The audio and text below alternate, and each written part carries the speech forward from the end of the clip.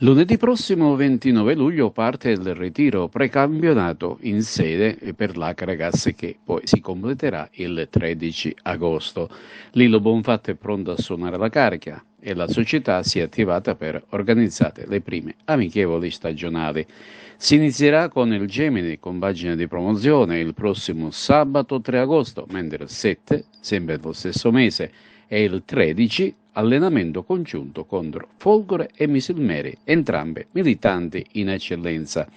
Per il 10 agosto invece è in programma un triangolare a cui parteciperanno il Vittoria e il Serra di Falco. Tutte le gare si disputeranno allo Stadio Seneto a partire dalle 17 e sarà l'occasione per iniziare a conoscere i nuovi giocatori della squadra biancazzurra. Scendendo di categoria, ottime chance per l'Aragona per un possibilissimo ripescaggio nel prossimo campionato di promozione. La compagine aragonese infatti ha partecipato senza fortuna alla finale playoff poi vinta dal Serra di Falco. Adesso la LN di Sicilia verificherà le credenziali delle società che hanno presentato la domanda di ripescaggio e stilerà la graduatoria ufficiale, respingendo chiaramente eventuali domande non idonee.